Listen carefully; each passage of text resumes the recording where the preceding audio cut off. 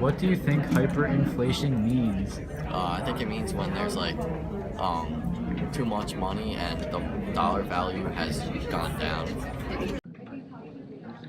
In order for Germany to pay for World War I in 1914, they suspended the gold standard and decided that they would pay for the war entirely by borrowing money, confident that they would win the war and would be able to pay off their debt by imposing reparations on the Allies.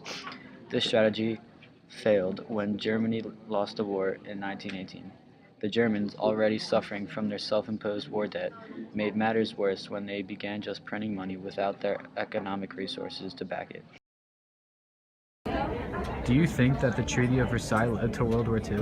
Um, yeah, I did because Germany was mad because they had a lot of loans to pay. The Allies created the Treaty of Versailles, which was a peace treaty created at the end of World War I by the Allies on June 28, 1919. The Treaty of Versailles forced Germany to give up much of its territories to Belgium and to Poland. Germany was also forced to disband its entire military. Possibly the worst of all of these demands that were forced upon Germany were the huge reparations that were forced to pay, even though they had no way of paying for it. Reparations were demanded to be paid in foreign currency, not the rapidly decreasing mark.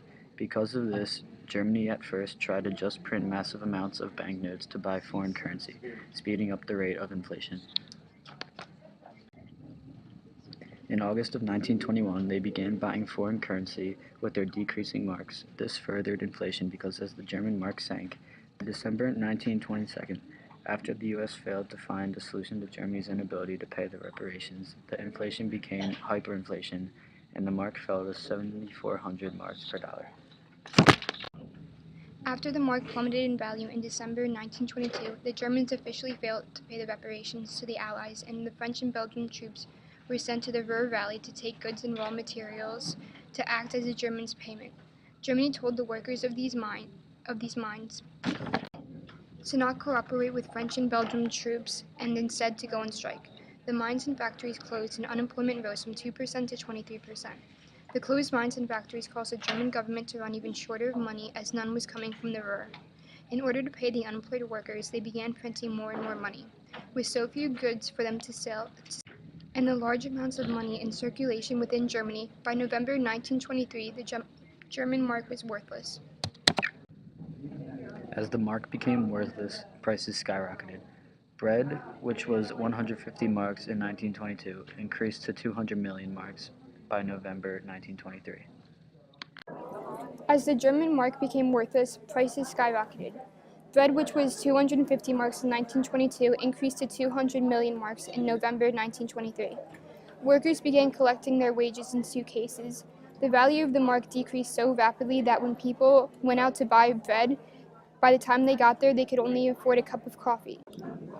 Gustav Stresemann first began to try to solve Germany's economic problems in 1923 when he became the chancellor with the support of the Social Democrats. Stresemann made negotiations with the U.S. and was able to give Germany a break. Germany would pay less money in reparations every year through the Dawes Act, and the U.S. would lend Germany money to help the country. Even though by 1924 the German economy was recovering and hyperinflation was about to end, the German people who had suffered through the hardships of hyperinflation were bitter, and hyperinflation led to the rise of German radicalism. When Stresemann introduced the new currency, the Reichsmark, the people who had lost savings during the hyperinflation were never repaid, and they blamed the Weimar Republic. When Stresemann called back the French troops from the Ruhr, right-wing extremist parties saw this as a sign of weakness. The Germans also were upset that the German government had agreed to continue to paying the reparations and saw this as a weakness. Rich Germans became angry at the government because they had to pay higher taxes, and the farmers became angry at the government as well because the prices of the crops stayed low, so their wages did not go up. No single party had control of the government, and each party wanted different things and were unable to pass laws as a result. Using both the weakness of the government and the anger of the people, the Communist and Nazi parties began to increase in popularity by blaming the less extreme parties for Germany's problems. The German people gathered around the Nazi parties more than the Communist Party, and by 1933 Hitler became the Chancellor of Germany. Do you think that America could ever go into hyperinflation? Yeah, sometimes, only on Tuesdays though.